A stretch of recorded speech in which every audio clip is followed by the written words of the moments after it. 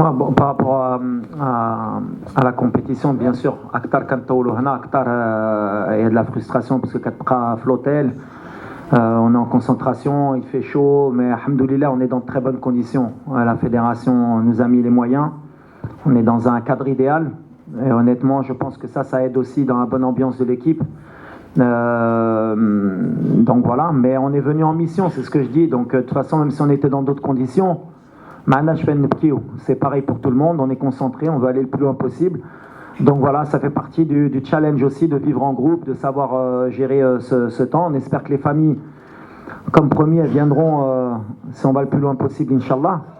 Après, c'est compliqué pour certains, mais voilà. Après, sur le rôle de Selim, c'est vrai que c'est un des joueurs, je pense, qui est sous-coté, qui est beaucoup critiqué, et c'est injuste, parce qu'avec Selim, on ne perd pas beaucoup de matchs sur le terrain.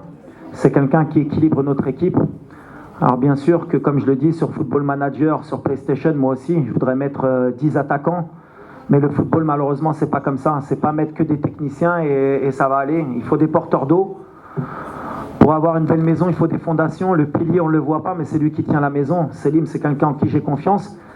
Et dans notre équilibre, surtout dans le jeu africain, et dans l'équilibre de notre milieu de terrain, justement, et de notre ligne offensive, on a besoin d'un joueur comme Selim. Maintenant, des joueurs comme Amir, ils sont en train de progresser. Il a fait une vraie préparation. Saïbari, c'est un autre style.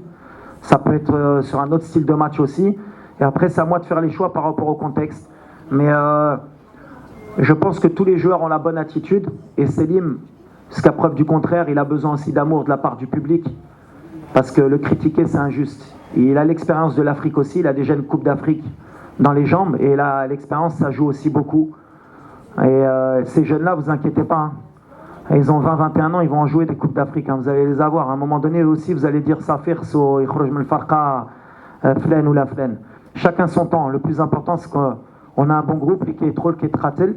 Et je répète mon soutien à Selim, comme tous les joueurs. Hein. Tout le monde mérite de jouer, mais Selim, il fait partie de l'équipe, c'est un cadre pour moi. Tout au fond, on prend... Bonjour Walid, oui. Tout au fond vers les caméras. Oui.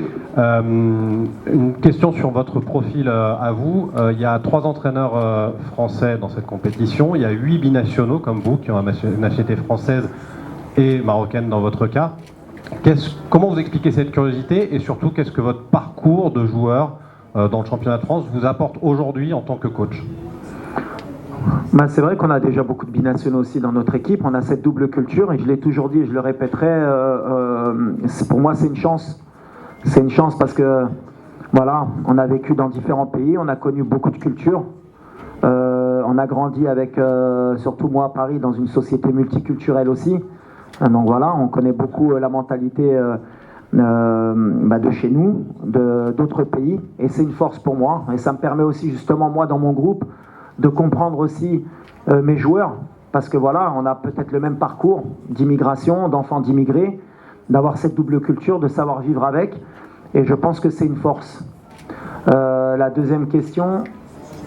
Sur ce que tu avais apporté ton parcours en France, mais ouais, mais en tant que coach, ben, déjà moi j'ai eu la chance d'avoir fait mes gammes en France, voilà, on connaît le système français sur la formation, sur le côté tactique.